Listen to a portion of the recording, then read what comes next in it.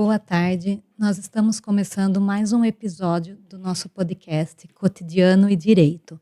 Lembrando que a gente faz a transmissão ao vivo às terças-feiras, quinzenalmente, ao meio-dia. Obrigada mais uma vez pela participação de vocês aqui. Lembrando que estamos com o chat aberto, se tiverem dúvidas, perguntas, o nosso convidado está aqui para nos ajudar. Eu sou a Maína Hortência, advogada de Direito de Família e sou apresentadora nesse podcast junto com a Clarissa, que vai fazer a apresentação para vocês do nosso convidado de hoje.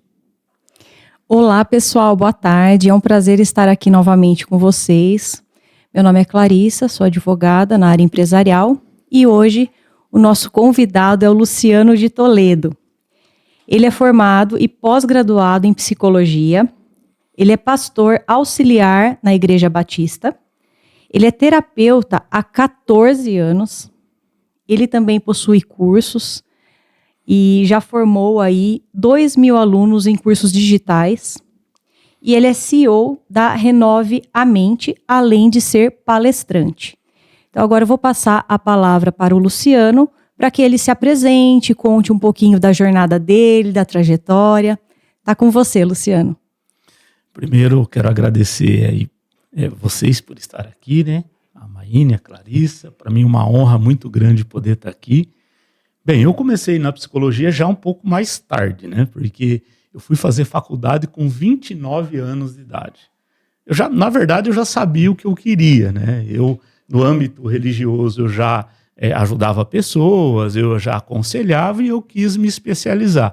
O que eu não esperava é que eu ia fazer da psicologia depois uma profissão. Eu já tinha empresa e mesmo assim, com empresa, acabei depois de formado, vendendo os meus negócios e vivendo da psicologia. Então, e hoje, né, além dos atendimentos, nós temos uma formação de terapeutas também. Então, é uma escola que nós treinamos psicólogos e terapeutas para atender. Enfim, acabei aí, mesmo um pouco tarde, entrando nesse mundo da psicologia, que eu sou apaixonado e estou aí até hoje. Ah, que bacana, Luciano, uma trajetória muito bonita. Mas essa empresa que você mencionou de treinamento de psicólogos, como que é? Você pode contar para a gente um pouquinho mais? Como são esses treinamentos? É uma formação, né? Eu entendi, né, depois de formado, que eu saí da faculdade muito cru para o atendimento. Então, eu entendi que eu precisava de uma especialização a mais. E eu fui buscar essa especialização, depois acabei fazendo pós-graduação, fiz vários cursos, e eu percebi que havia uma necessidade no mercado de psicólogos e terapeutas mais bem preparados. Foi então pensando nisso que a gente desenvolveu essa formação, que está indo agora para a 5ª turma. A turma do ano passado nós estamos formando 25 alunos. E além disso também nós temos os cursos digitais, né? Então no digital tem cerca de 2.000 alunos em 38 países diferentes. É bem legal. Sim, muito legal, muitos alunos, parabéns. Obrigado. Pelo que a gente viu aí da sua formação, é mais focado no comportamento, é isso? Nós trabalhamos tanto o comportamento quanto as emoções, né? Hoje em dia, as pessoas estão vivendo uma realidade bem diferente do que era alguns anos atrás. As pessoas estão mais estressadas, ansiosas, estamos vivendo uma epidemia de ansiedade, estamos vivendo um nível altíssimo de depressão. Então, devido a esse contexto, a psicologia ela ajuda bastante, né? E proporcionou esse nosso crescimento como empresa. Muito legal. É um propósito mesmo de vida, né? E então vamos partir aí para a primeira pergunta.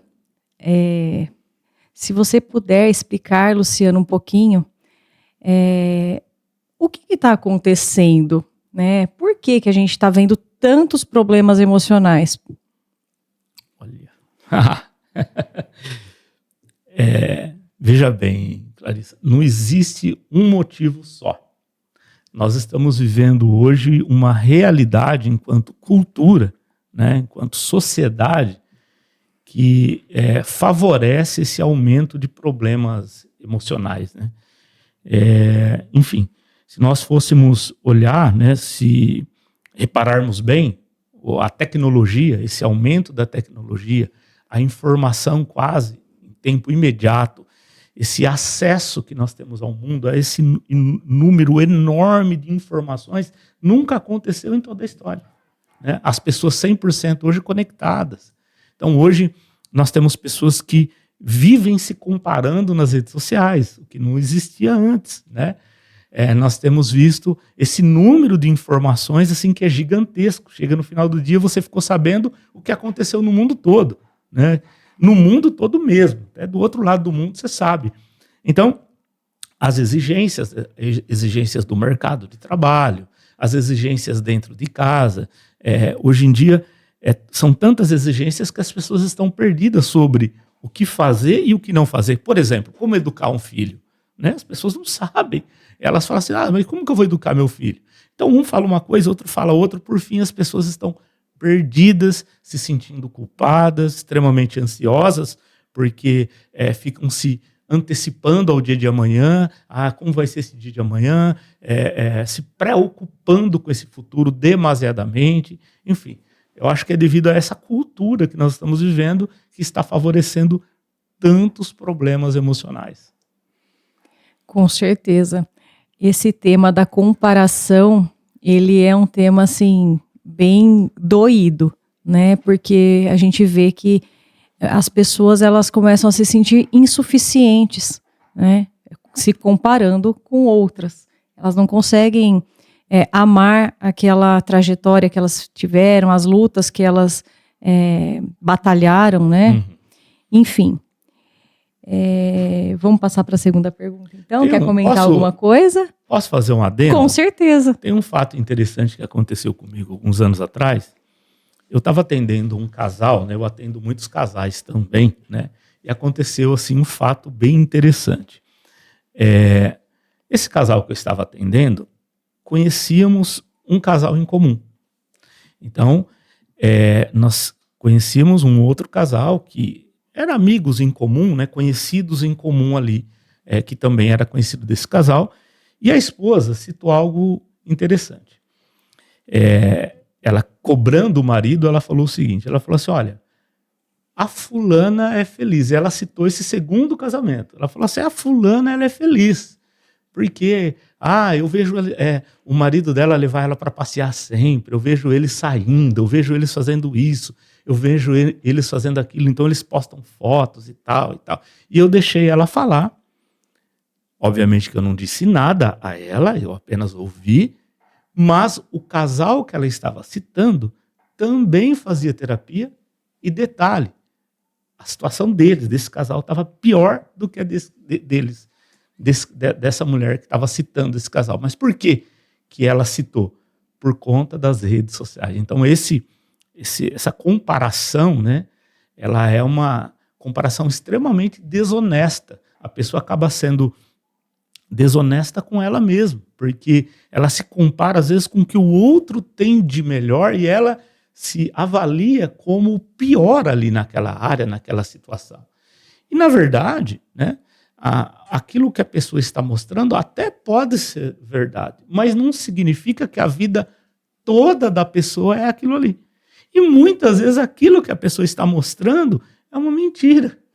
E tem muitos casos de que a própria pessoa acaba mostrando algo que ela não tem, porque ela deseja ter, ela deseja fazer parte daquilo, né? Então é muito comum hoje você ver, por exemplo, pessoas alugando um carro para poder tirar foto e fazer vídeo dentro dele. Então é uma grande ilusão que as pessoas se comparam e acabam adoecendo. Sim, Luciano, acho que você conseguiu resumir bem aí pra gente o que é essa situação que a gente vivencia nas redes sociais.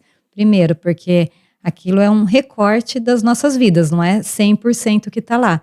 E muitas vezes, ou talvez a totalidade das vezes, a gente vai postar os momentos bons, vai escolher os melhores recortes.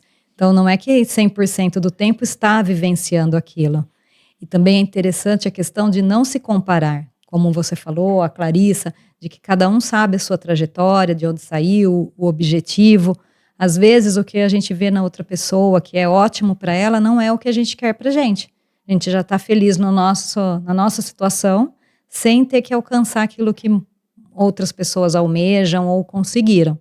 Mas que isso traz, sim, uma ansiedade, um comparativo, mesmo que a gente não queira, ou que a gente tente se policiar para não ser influenciado, é difícil, porque as redes sociais é 24 horas com informação e a gente tendo que acompanhar tudo. Parte da ansiedade das pessoas, que eu também percebo que isso está aumentando. Acho que você sabe melhor, né, claro, do que nós. A quantidade de pessoas fazendo o tratamento por conta da ansiedade. Um dos motivos é a rede social, como você mesmo trouxe, certo? Esse é um dos motivos, né? Existe algo que eu acho que é importante dizer, que é o seguinte: a ansiedade, ela não é por si patológica. A ansiedade é um estado, é um sentimento natural do ser humano que leva esse ser humano a se posicionar, a agir. Agora, o excesso de ansiedade que é o grande problema. E é esse excesso que a gente vive hoje. Nós temos que entender um pouquinho que ansiedade é um resultado, é uma resposta natural do organismo. Ou seja, assim como você sente medo quando você pensa que você vai enfrentar, por exemplo, uma montanha-russa, né? Não sei se vocês têm medo de montanha-russa, mas é natural você sentir medo diante de uma situação assim. A ansiedade também é uma resposta fisiológica a um estímulo. Então, nós temos que entender o que leva uma pessoa a essa ansiedade. Na maioria das vezes, é uma pré-ocupação. O que é a pré-ocupação? É eu me ocupar com algo que está por vir, com algo relacionado ao futuro. Então, quando eu paro o meu presente para me preocupar com esse futuro, é óbvio que eu vou sentir essa ansiedade. A minha ansiedade ela vai se elevar, porque eu fico ali me antecipando a um futuro que ainda não chegou, que não existe. Tem pesquisas que mostram que mais de 90% daquilo que nós criamos na nossa mente, enquanto preocupação, nunca acontecerão.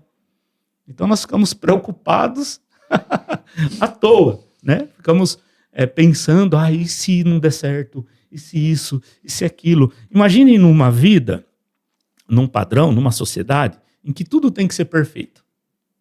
Você tem que ter os seus filhos assim, vivendo aquela vida perfeita, você tem que ser bem-sucedida na sua profissão, você tem que ser a melhor dona de casa, você tem que ser a melhor esposa.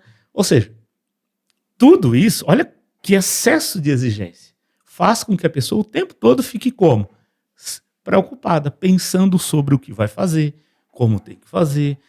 E essa preocupação, desse excesso de preocupação, leva essa pessoa a essa condição que é a ansiedade elevada e pode se transformar até num transtorno de ansiedade depois.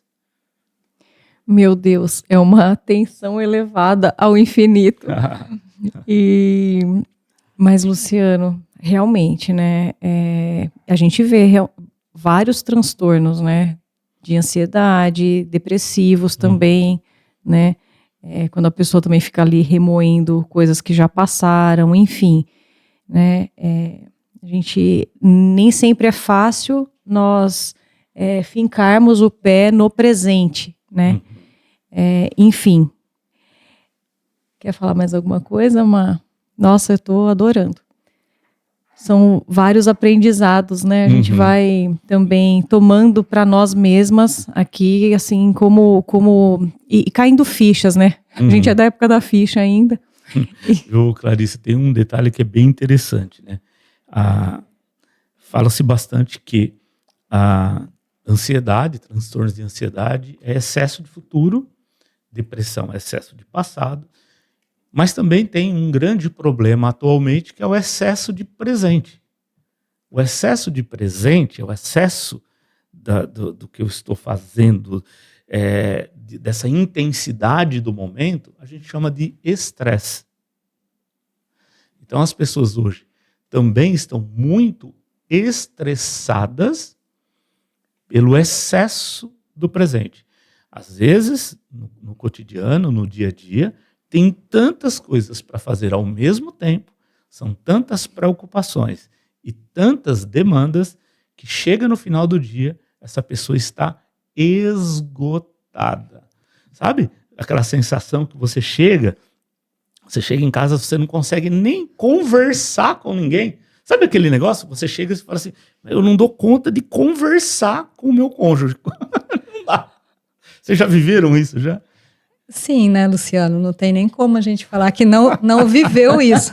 Mas eu até iria complementar e aproveitar para te perguntar, que seria como lidar com o estresse. Porque às vezes eu acho que eu consigo, por exemplo, desestressar antes de chegar em casa, ou pratica um esporte, uma atividade, alguma coisa que faça você já chegar com a mente limpa. Mas você que é um profissional, pode nos ensinar como lidar melhor com esse estresse? Claro que sim.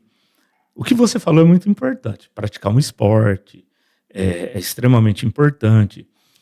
A psicologia positiva, ela fala de alguns pilares, né? A gente fala que são os pilares do bem-estar. E um desses pilares é a vitalidade. A vitalidade nada mais é do que uma vida em movimento, quer dizer, o exercício físico, e uma vida com uma boa alimentação, uma alimentação realmente com nutrientes, e uma vida com uma boa noite de sono.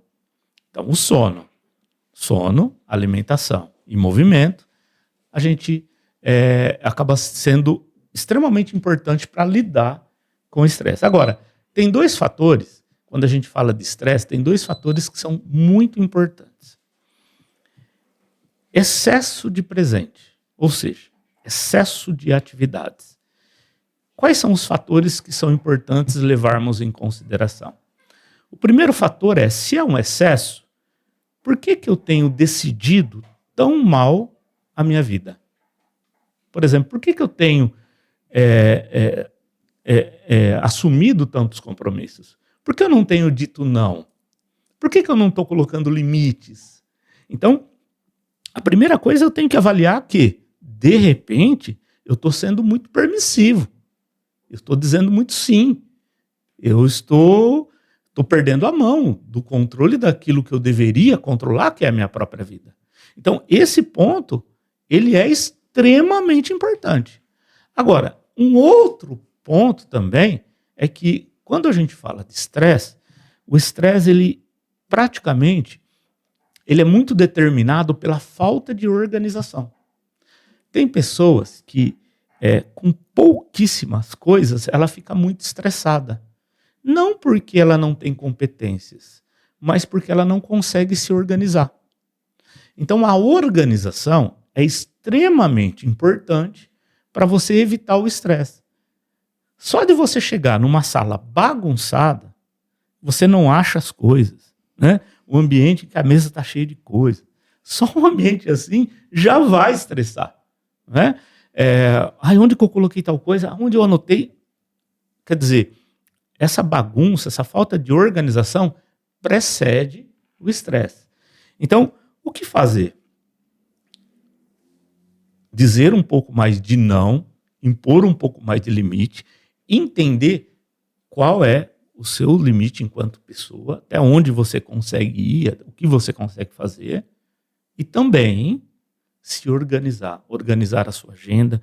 Por exemplo, eu fico muito mais preocupado com o dia de amanhã, quando esse dia de amanhã é incerto para mim. Se eu já faço um planejamento do dia de amanhã, eu sei o que eu tenho que resolver, eu sei o que eu tenho que fazer, eu vou trabalhar minha cabeça para diminuir muito a ansiedade e o estresse. Por quê? Porque quando me vier à mente o que eu tenho que fazer amanhã, eu vou falar para mim mesmo, já está tudo anotado, já está tudo administrado, estou tranquilo. Sabe aquela coisa de, às vezes a pessoa acorda de madrugada, ela acorda à noite e ela não consegue dormir mais porque ela se lembra de tudo que ela tem que fazer no outro dia? Às vezes é por falta dessa disciplina em se organizar. Falta de uma agenda, falta de anotar. Porque se está tudo organizado, anotado, ela acorda durante a noite, basta ela falar para ela mesma assim, já está todo, meu dia está todo organizado, já sei o que eu preciso fazer, eu não vou pensar nisso. Deita e dorme. Agora, quando nós não temos segurança na nossa organização, o que acontece? Nós acordamos e temos que ficar o quê? Pensando, nos preocupando sobre o dia seguinte. E aí, óbvio que isso não vai dar bom. Ai, Luciano, você já viu a minha agenda, né?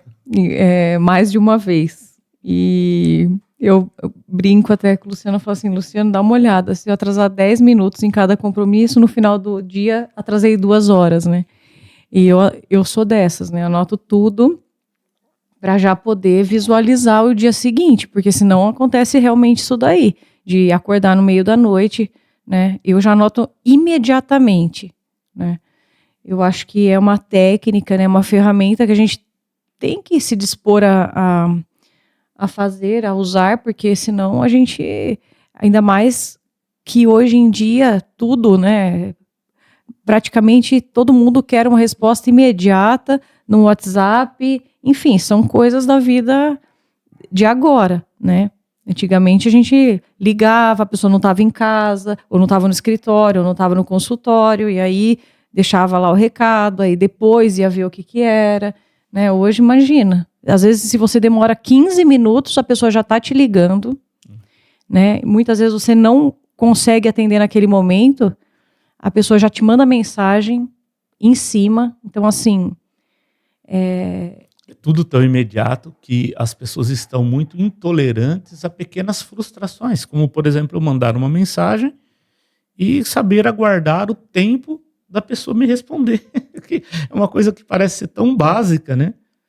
Nós que somos, pelo menos eu, né? Digo por mim, sou da época do analógico lá atrás, né? Que tinha que ter fio, esse tipo de coisa, vivíamos muito mais leve, né? Agora, hoje, há uma pressão, né? Um imediatismo muito grande. Sim, acho que a questão do excesso de presente é esse imediatismo, justamente. Mas eu estava aqui pensando a questão dos compromissos do dia seguinte, o excesso de compromissos que a gente não pode atrasar nenhum. Tem profissões também, penso eu, que causam um pouco mais de estresse. Não porque nós somos advogadas e vamos falar aqui da nossa, mas como a gente convive mais com advogados no escritório, em cursos, parece que todos que a gente conversa estão passando pelos mesmos problemas, muitos fazendo tratamento ou uso de algum medicamento. Então eu vejo assim, que talvez um pouco por conta da profissão, por mais que a gente tente sempre administrar e organizar, eu também sou organizada, acho que poderia ser até um pouquinho menos e talvez me cobrar menos essa organização, mas eu gosto também de ter a agenda já feita sempre, mas eu penso que esse estresse nosso é um pouco decorrente do nosso trabalho. Não sei se você tem essa impressão de profissões que estressam mais, outras que talvez nem tanto, ou não sei se a gente ainda não sabe lidar tão bem com o estresse natural do nosso trabalho. O que você falou é muito importante, por quê? Porque realmente há profissões que comprovadamente são profissões que estressam mais, e sim, o advogado é uma dessas profissões. Agora, cabe, eu acho que ter uma reflexão, né? Eu tenho que, enquanto psicólogo, fazer uma reflexão sobre mim, sobre o meu trabalho. E cabe cada profissional fazer essa reflexão. E refletir sobre o quê? Sobre valores, sobre o que está mantendo ele nessa pilha, nesse estresse. Por exemplo, pode ser a comparação. O que os outros profissionais vão falar de mim se eu não tiver uma boa performance. Pode ser essa aparência que ele precisa ter. Então, todos nós nos revestimos de uma persona quando nós estamos atuando enquanto profissional. Até a palavra personalidade, ela vem do latim, que significa persona, entoar através de máscaras, representar com máscaras. Então, parece até contraditório o que eu vou dizer, mas nós somos pessoas mascaradas. Nós colocamos uma máscara para nós representarmos, né? E o profissional, às vezes, ele coloca aquela máscara e ele fica com essa máscara por muito tempo. Então, ele ele fica ali naquele dia a dia, correndo, ele tem que parecer bem para todo mundo, ele tem que estar sorridente, ele tem que ser uma pessoa super legal. Tem um médico que é cliente meu, uma pessoa maravilhosa, um grande amigo, que no final do dia ele fala assim: Lu, eu não quero ver mais meus amigos, porque eu passei tanto tempo atendendo pessoas, conversando com pessoas ali sorridente, tendo que, de fato, representar através de uma máscara, que chega no final do dia eu estou esgotado. Então, são vários fatores que podem levar o estresse da profissão, do profissional. Por exemplo, um excesso de perfeccionismo. Eu tenho que ser perfeito, tudo tem que ficar excelente, tudo tem que ficar ótimo. Agora, nós somos seres humanos. O que é um ser humano? A própria, se você parar para pensar, ser humano significa ser imperfeito, cometer erros. Então, é natural do ser humano que ele erre. Esse excesso de perfeccionismo na profissão pode ser um problema. Então, olha só, comparação, a máscara do profissional que ele usa o dia inteiro, esse excesso de perfeccionismo e de exigência, tudo isso são fatores que podem levar o advogado a ficar extremamente estressado. E o pior de tudo é que existe o que fazer para canalizar o estresse. E às vezes, não sabendo canalizar isso, as pessoas próximas a eles são as que mais sofrem, que é o cônjuge, os filhos. Porque, imagina, ele o dia todo viveu o extremo do presente. Em casa, ele não quer falar com ninguém, ele não quer ver ninguém. E aí o filho quer brincar. E aí a esposa quer falar do dia. Aí o marido quer falar do que viveu, do que passou durante o dia. E aí eles, nesse momento, que é um momento tão importante, eles já não têm mais energia. Não tem mais pilha. Oh, meu Deus.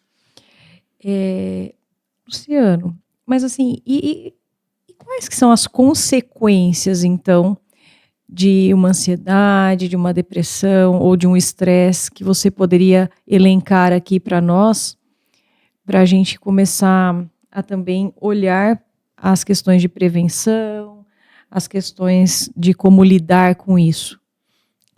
Bem, você vai ter, num quadro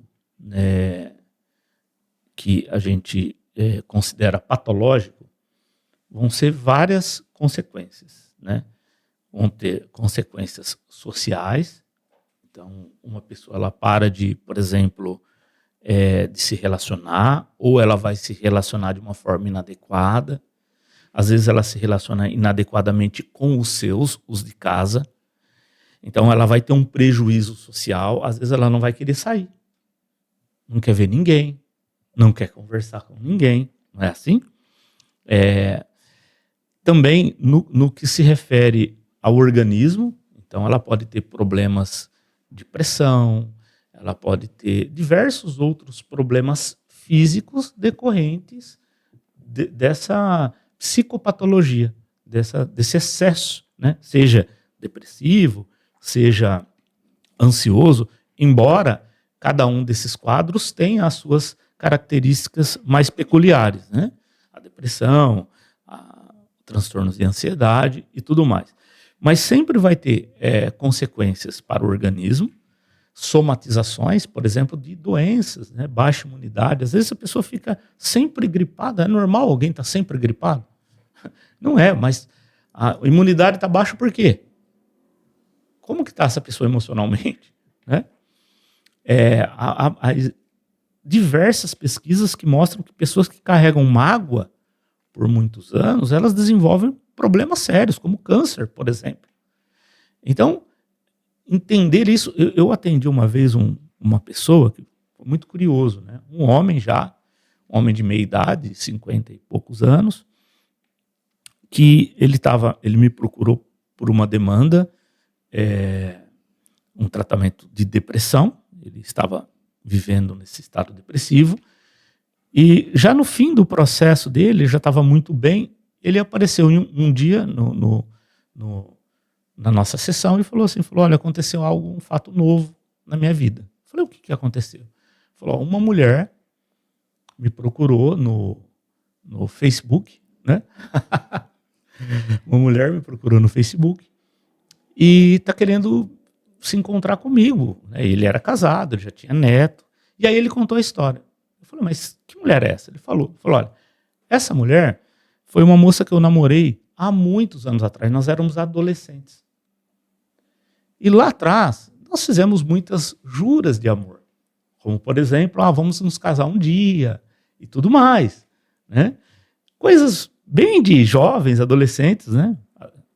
Eles tinham 17 anos, coisas assim. Só que ele precisou ir embora. Ele saiu da cidade, foi embora. Naquela época não tinha tecnologia, né? Não tinha rede social. E por mais de 30 anos, essa mulher esperou. Ela tocou a vida dela. Ela se casou também e tal. Mas sempre naquela expectativa de um dia vê-lo novamente. Encontrou ele no Facebook. Olha que coisa maluca. 30 e tantos anos depois, ela encontra ele e fala, lembra de mim? E aí ele assusta, porque tem casado já há tantos anos, com um neto.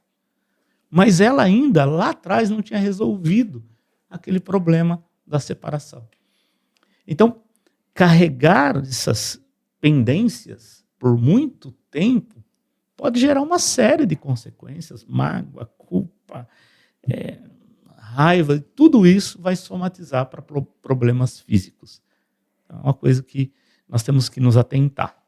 Sim, Luciano. Agora, antes da gente pensar nas doenças em si, depois que elas já estão aí instaladas nas nossas vidas, como fazer a prevenção disso? Por exemplo, de depressão.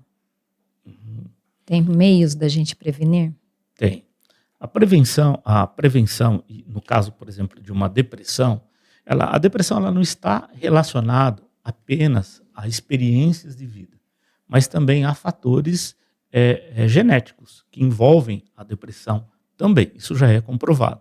É óbvio que nem todas as pessoas que têm uma predisposição genética ficarão deprimidas e tudo mais. Mas pessoas que têm e que vivem traumas e situações difíceis e não sabem lidar com isso, têm uma altíssima chance de desenvolver a depressão. Do ponto de vista psicológico, a depressão está muito relacionada ao que a pessoa pensa. A psicologia cognitiva, por exemplo, ela fala que depressão é um transtorno de pensamento. Por quê? Porque o depressivo, ele pensa mal, ele pensa sem qualidade. Por exemplo, eu não sirvo para nada, eu acho que eu não sirvo para nada, eu não sou ninguém. Ele pensa mal sobre ele. Ele pensa mal também sobre as demais pessoas. Por exemplo,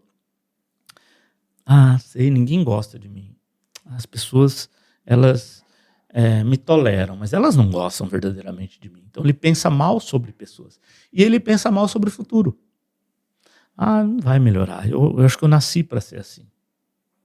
Então, muitas consequências, por exemplo, imagine que há pessoas que viveram alguns traumas, né, e ficam ruminando isso.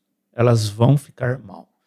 Mas muitas outras é justamente por viver essa vida de pensar com pouquíssima qualidade. E aí é inevitável, por exemplo, a depressão.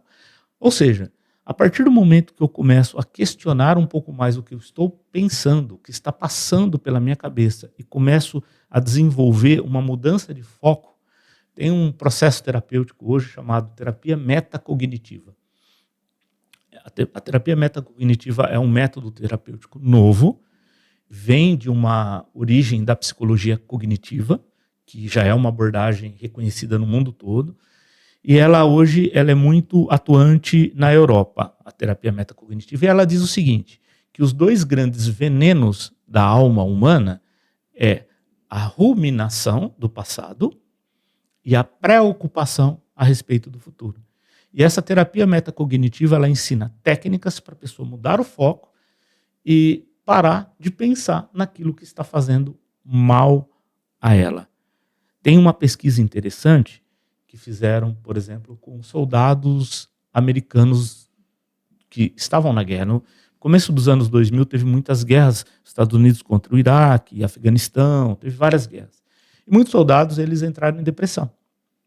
O governo americano, entendendo a situação desses soldados, acharam por bem enviar os soldados de volta para casa, né? Entenderam que os soldados estavam doentes, estavam deprimidos, falaram, vamos mandar eles para casa. Lá eles vão para o seio familiar, né? E vão ser curados da depressão. Só que não foi isso que aconteceu. Os soldados voltaram para casa, mas boa parte desses soldados não conseguiam mesmo assim vencer a depressão. E aí, investigando qual era o problema, era que, de fato, os soldados tinham voltado para casa, mas a cabeça deles ainda estava onde? Na guerra. Então eles continuavam ruminando o que eles tinham vivido, as experiências, por exemplo, de ter matado alguém, de ter visto um amigo morrer. Então, tudo isso fez com que essa depressão não cessasse, porque ela era mantida justamente pelo fato da pessoa ficar fixamente ou pensando isso constantemente. Então, mesmo inconscientemente, eles estavam alimentando, digamos, esses pensamentos que levavam à depressão. É interessante mesmo essa pesquisa. É interessante. Aliás, Luciano, muitos comentários, aplausos aqui para você, dizendo que está sensacional, obrigado. que o tema é muito interessante. Eu agradeço. Das pessoas aí que estão acompanhando. Eu estava pensando agora sobre a questão da gente tentar blindar um pouco essas emoções. Uhum. É possível? É possível. Então, entender que o que passa pela nossa mente tem uma consequência. Se eu fico pensando muito sobre o futuro, pensando muito sobre o passado, ou seja, pensando sobre o futuro, preocupação. Pensando sobre o passado, ruminação. Isso vai gerar uma consequência emocional. Porque o que eu penso está muito relacionado ao que eu sinto.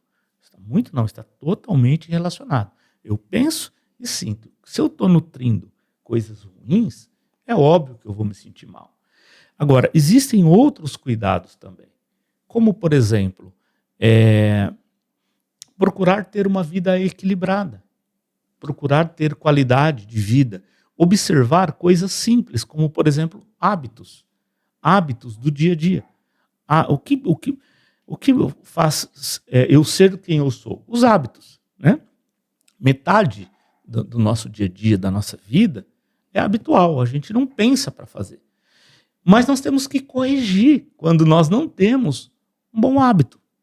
Então, existem hábitos que, do ponto de vista emocional, são muito destrutivos, né? Por exemplo, excesso de tela. É um hábito muito ruim. E além disso, né, pessoas que antes de dormir estão ali conectadas, mandando mensagem. Isso não é saudável, é um hábito. Então, olha só, hábitos disfuncionais vão desencadear problemas. Agora, nós, enquanto sociedade, cultura, nos acostumamos com esses hábitos disfuncionais. Por exemplo, hábito de conversar sobre problema a qualquer momento. Então, a gente vê pessoas, às vezes, discutindo, em volta da mesa, discutindo problemas sérios, num momento em que era para ele estar relaxando, degustando, batendo um papo, dando risada, contando alguma coisa legal. Estão, às vezes, em família, em volta da mesa, falando sobre problema. Então, como que eu blindo as minhas emoções?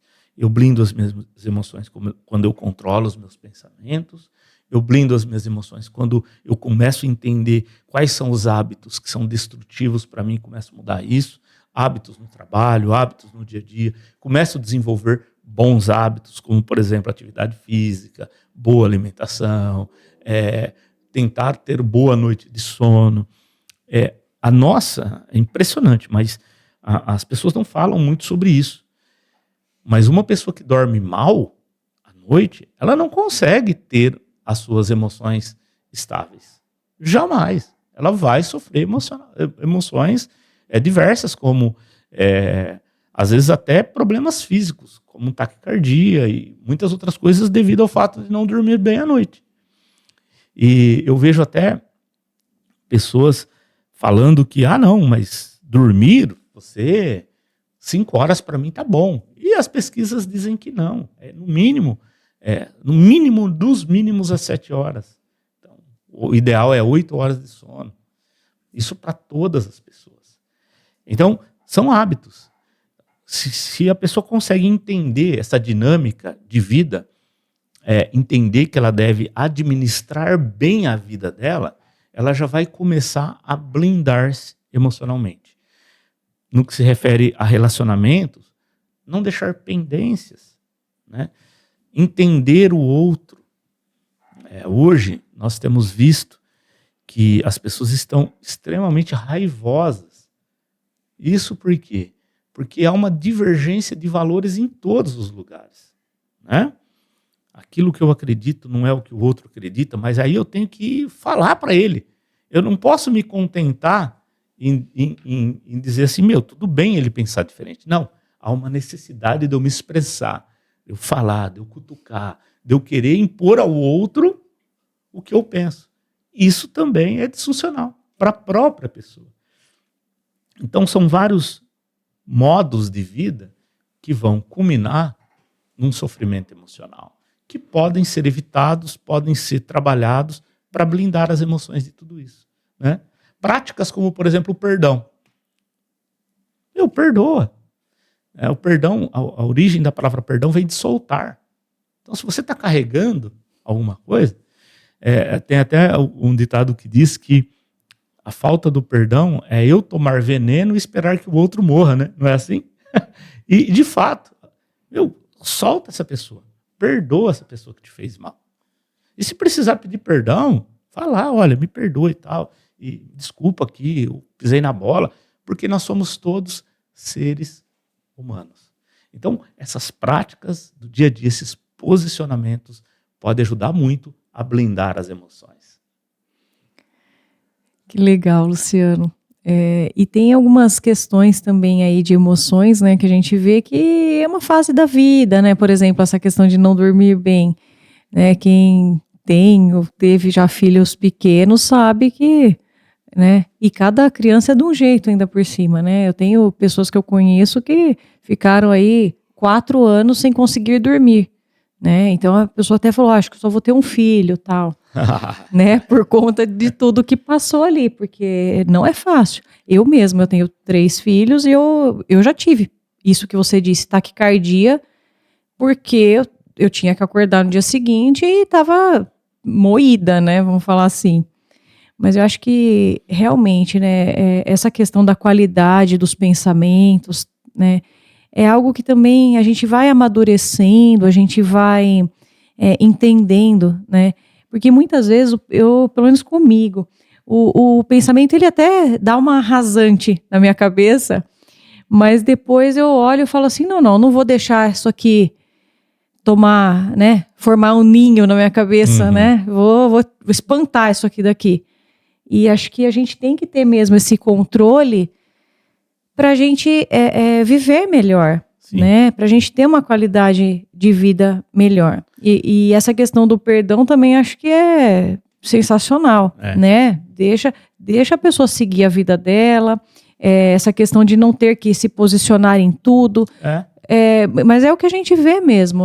Atualmente, nas redes sociais também, que a gente já falou de rede social, é um tal de, né, de discutir. Aquela discussão não vai mudar a vida de ninguém. É pura perda de tempo, né? É interessante, né, você trazer esse ponto, né, de essas discussões todas nas redes sociais, né?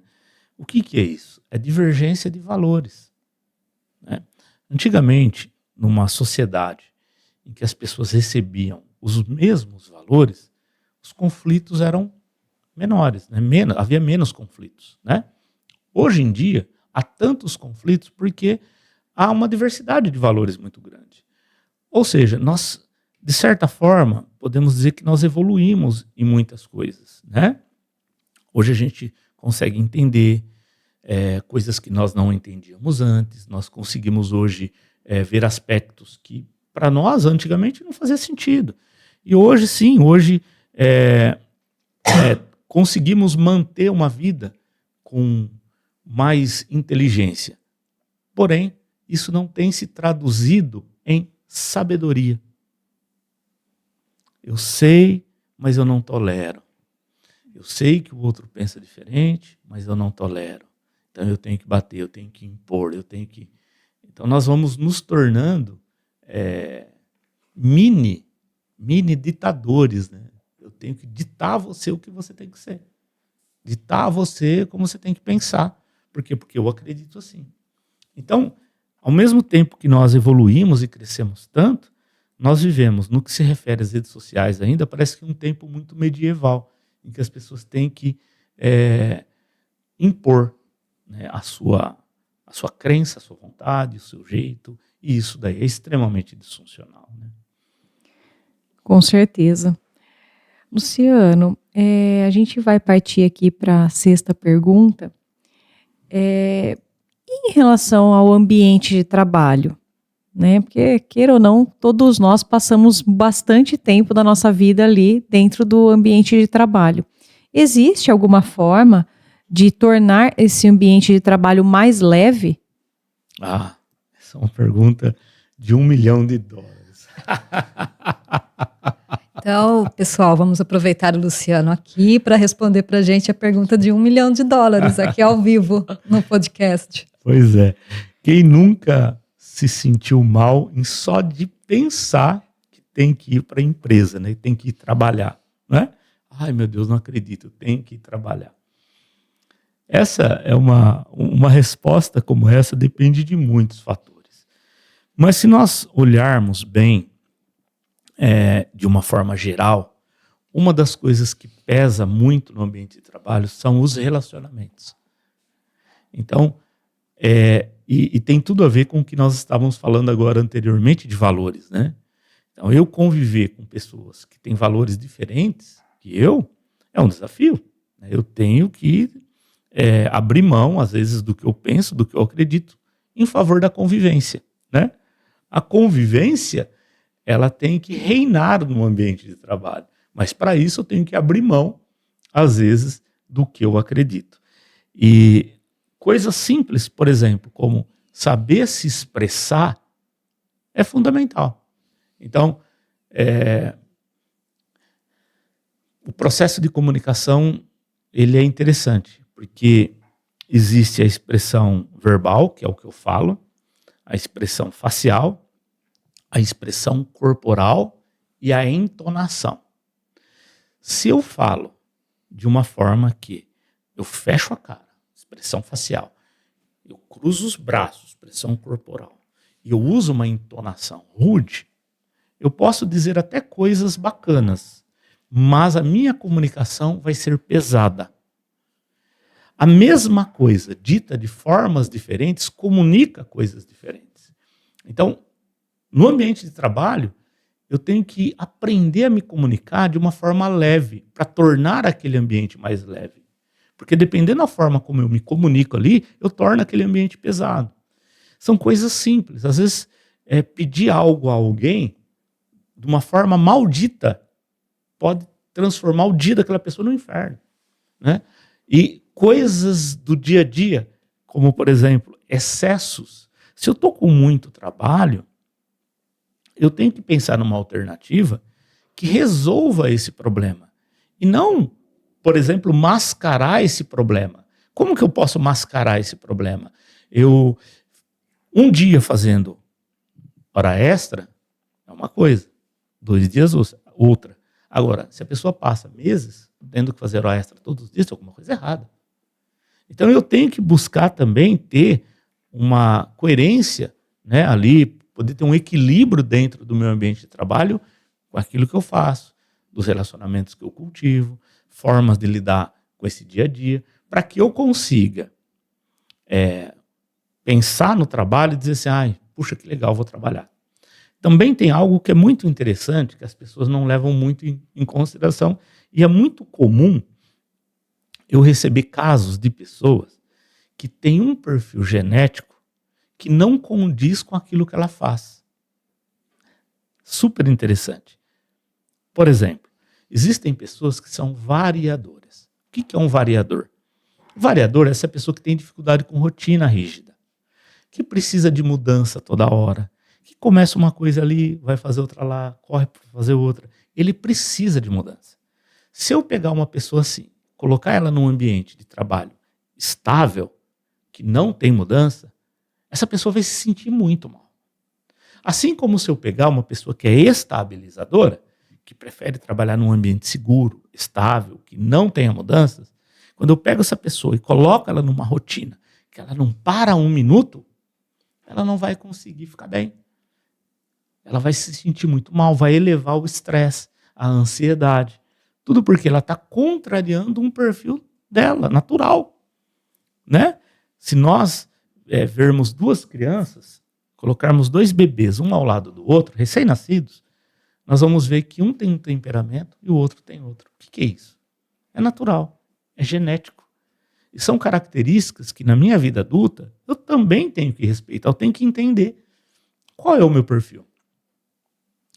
Então eu vejo às vezes pessoas extremamente estressadas, não é com os relacionamentos, não é por falta de disciplina ou organização, não, mas é justamente porque são pessoas que não têm aquela competência genética para estar fazendo aquilo que ela está fazendo, mas ela se propõe a fazer porque ela precisa de dinheiro, ela precisa trabalhar, enfim. Então, são vários fatores, por isso que é uma pergunta que é de $1 milhão, né? Porque não é fácil, né? Como manter-se bem no ambiente de trabalho. Sim, mas o que você trouxe para a gente de resposta já foi interessante, já deu muito um norte. Que bom. Aliás, eu acabei de olhar o horário aqui, a gente tenta sempre manter o programa para terminar aí às 13 horas, mas com essa conversa fluindo tão bem, não tinha me atentado aí que a gente já tem que caminhar para o final. Você gostaria de complementar mais alguma coisa para a gente?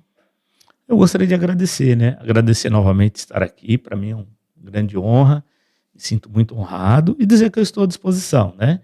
Hoje o meu Instagram é Luciano de Toledo, então quem quiser me seguir lá, falar comigo, tá fácil, né? E também ali pelo Instagram é possível conversar e eu vou dar informações sobre cursos digitais que eu tenho, sobre a formação de terapeuta e também sobre atendimentos, né? Atendimentos clínicos, tanto de terapia quanto de mentoria. E eu fico à disposição e muito grato por esse momento. Luciano, nós que agradecemos. Para mim, tenho certeza que para todos aqui que assistiram, foi assim muito esclarecedor, né?